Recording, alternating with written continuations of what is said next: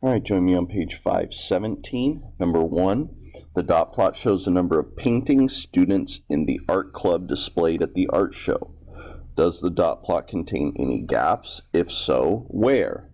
Well, we have a bunch at 1, 2, 3, and 4, then nothing at 5 and 6, and then one person had 7 paintings. So here is our gap with no data. So we would say yes, there is a gap, and that gap is from 5 to 6.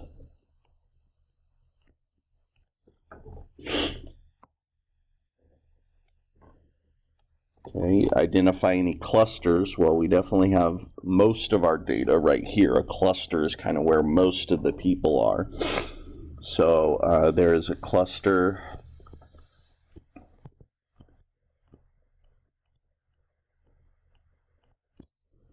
from 1 to 4.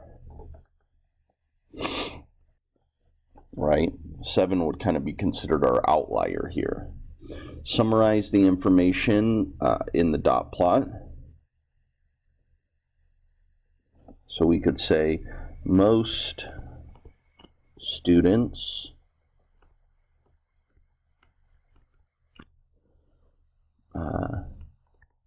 displayed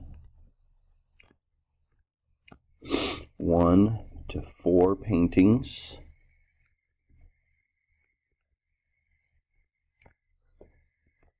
with one student showing 7 paintings.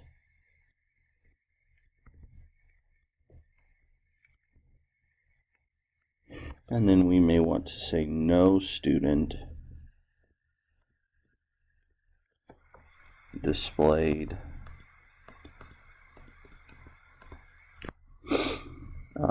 5 or 6 paintings. Something like that. Okay. All right, number 4. What patterns do you see in the histogram data? So we kind of see a double, 2 peaks here. So we would say the data has 2 peaks.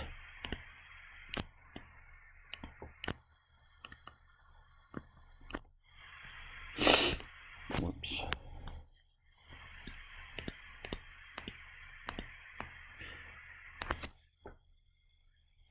Oh, and then we could say 2 peaks at 0 to 9 and 60 to 69. Right, here's one peak, here's the other peak. Oops, sorry. And then we could go on to say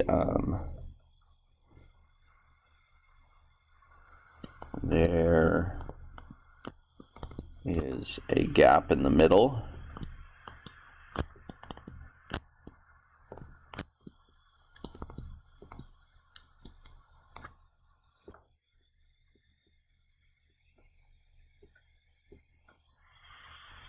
And there is line symmetry.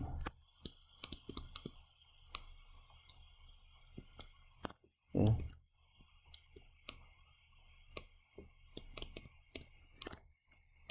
Right, if we drew this line, either side, we could fold it and it would fold perfectly. So we would say this has line symmetry. You may also want to say that it decreases from 0 to 9 all the way to 29 and then begins to increase from 40 to 69, something like that. So a lot of things we could say. Again, you're just putting into words what we're looking at, right? There's a peak at 0 to 9 and from 60 to 69. There are 2 peaks in the data. It has line symmetry. It decreases from 0 to 9 to 29 and increases from 30, we could say, up to 69. So just describing what we're seeing in words. All right, thanks again for watching, and I'll see you on the next one.